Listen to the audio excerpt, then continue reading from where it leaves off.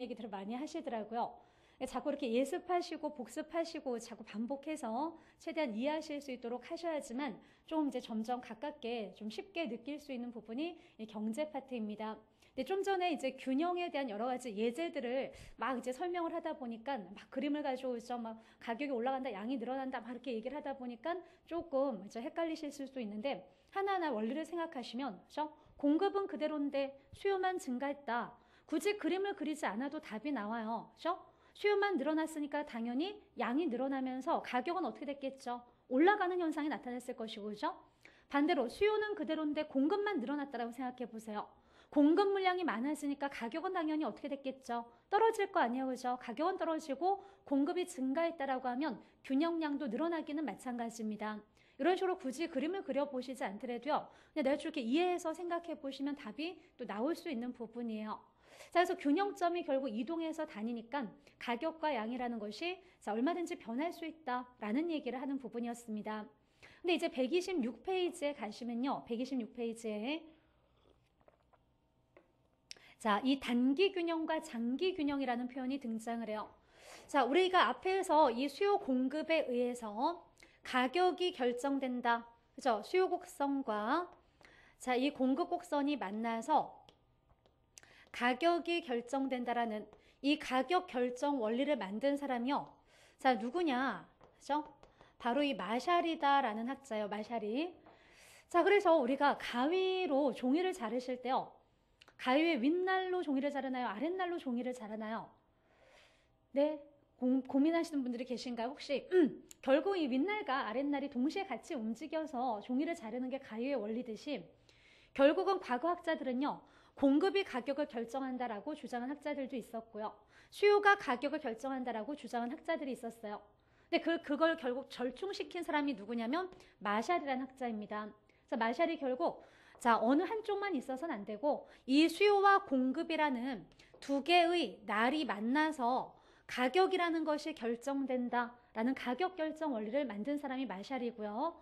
자, 그래서 이것을 우리가 마샬의 가위 이론이다 이렇게도 부릅니다. 근데 마샬이 이런 가격 결정 원리를 만들면서 뭘 또 도입을 했냐면 기간이라는 것을 도입한 사람이 바로 마샬이에요. 그래서 기간을 구분하기를 단기와 장기라는 개념으로 구분을 하게 됩니다. 그래서 우리가 앞으로 공부하시는 모든 이제 이론들은 단기적으로는 어떠냐, 장기적으로는 어떠냐 이런 현상들을 이제 구분해서 공부를 하실 거예요. 그럼 이제 단기가 뭐고 장기가 뭐냐? 우선 그 개념들이 저희 책에 126페이지에 등장하는데 자, 단기라는 측면과 장기의 개념. 자, 단기 균형 부분에 보세요. 동그라미 1번에 수요가 증가하면 수요 곡선이 우측으로 이동하면서 균형량이 증가하고 가격이 상승한다. 이때 늘어나는 공급량은 기존의 설비 수준에서 가동률을 높여서 공급량을 늘리는 것이다. 자, 여기서 이제 단기 균형, 장기 균형을 그냥 바로 설명을 해버렸는데요. 자, 우리 단기라는 것은요. 자, 시장에 갑자기 신규 공급자들이, 새로운 공급자들이요. 새로운 공급자들이 시장에 진입을 해서 공장을 새로 짓고 물량을, 공장을 가동해서 물량을 새로 생산할 수 없을 정도의 짧은 시간을 단기라고 얘기를 합니다. 그러니까 쉽게 단기에는 누가 시장에 진입할 수가 없냐면요. 신규 공급자가 새로 시장에 진입을 할 수가 없어요. 기존의 공장들이 종업량을 좀 늘릴 수는 있겠지만 새로운 공장들이 진입하기에는 굉장히 짧은 시간을 단기라고 생각하시면 돼요. 그러나 이 장기라는 것은 반대로 신규 공급자들이 얼마든지 시장에 새로 진입해서 공장을 짓고 물건을 또 얼마든지 생산할 수 있을 정도의 긴 시간을 장기다 이렇게 생각하시면 돼요. 자, 그래서 지금 제가 가정에 정의를 한 것처럼 결국 신규 공급자들, 새로운 공급자들은요. 언제만 시장에 진입할 수 있다고 생각하셔야 되죠. 장기에만 시장에 진입할 수 있다라고 생각을 하셔야 됩니다. 그렇죠? 왜? 단기에는 진입할 수 없을 정도의 짧은 시간이라고 했으니까요. 신규 공급자들, 새로운 공급자들은 장기적으로만 시장에 진입한다라는 것을 가정하고 있다고 생각을 하셔야 돼요. 그래서 자, 이제 균형을 제가 단기 균형과 장기 균형으로 나누어서 설명을 합니다. 자, 보세요. 지금 여기에 수요 곡선과 공급 곡선이 또 균형을 이루어서 균형 가격과 균형 양을 이렇게 이제 형성을 하고 있어요. 자, 그런데 이게 지금 어떤 A라는 지역이다. 근데 이 지역에 단기에 이제 단기 장기로 나누어서 어떤 현상이 발생을 하냐면요.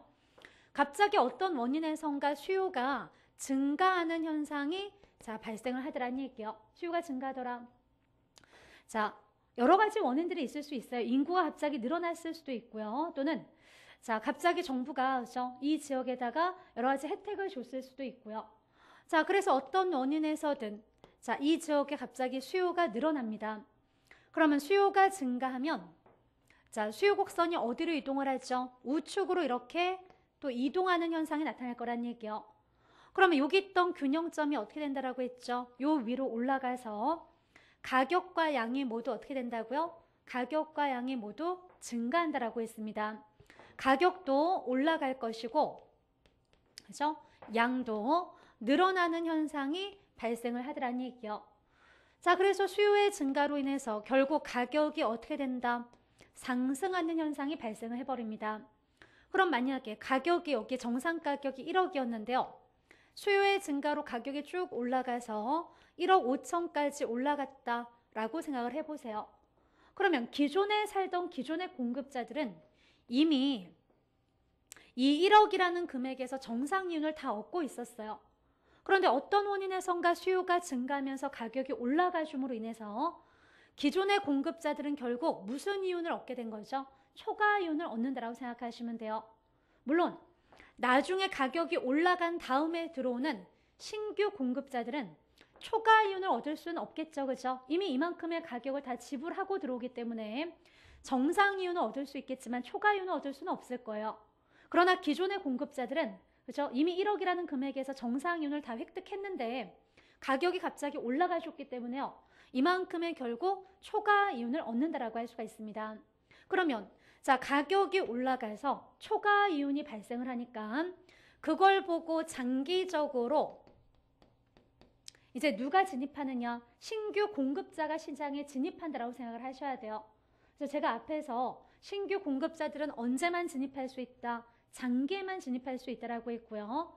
우리가 공급의 법칙이 뭐였죠? 가격이 올라가면 공급은 증가한다, 감소한다? 증가한다라고 했습니다. 그죠?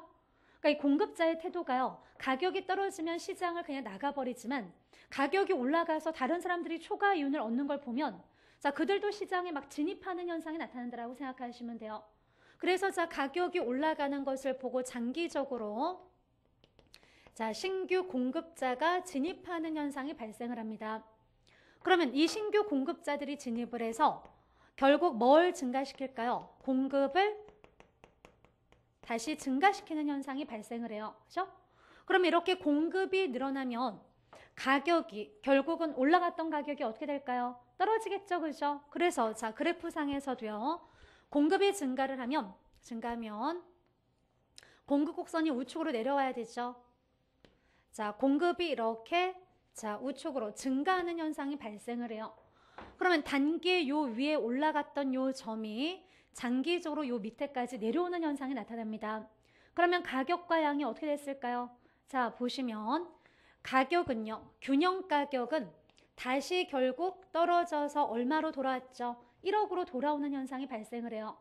근데 가격은 원래로 돌아오면서 뭐는 늘어났죠? 양은 굉장히 많이 늘어나는 현상이 발생을 합니다. 왜요? 신규 공급자 진입을 해서 공급을 증가시켰기 때문이죠. 자, 그래서 결국은 공급의 증가로 올라갔던 가격이 다시 어떻게 된다라는 얘기를 하는 거죠. 하락하는 현상이 발생했다라는 얘기를 하는 거예요. 가격이 왜 하락할 수 있었을까요? 신규 공급자들이 진입을 해서 경쟁을 한 거죠. 경쟁을 하는 과정에서 초과 이윤이 소멸될 수 있었다라는 얘기입니다. 자, 이게 바로 여기까지가 단기 균형, 장기 균형이라고 생각하시면 돼요. 단기에는 어떤 원인에서든 수요가 증가를 하면 수요 곡선이 우측으로 이동을 하면서 자, 가격이 어떻게 된다? 올라가는 현상이 발생을 해요. 그런데 가격이 올라가니까 누가 시장에 진입한다고요? 신규 공급자가 시장에 진입을 하죠. 그들이 진입을 해서 공급을 쭉 증가시키니까 뭐가 소멸되기 시작하죠? 초과 이윤이 쭉 소멸되는 현상이 발생을 해서 결국은 가격이 다시 언제로 돌아오는 다시 그죠? 초과 이윤이 완전히 소멸되어서 원래 수준까지 가격이 떨어지는 현상이 그저 발생하더라는 얘기예요.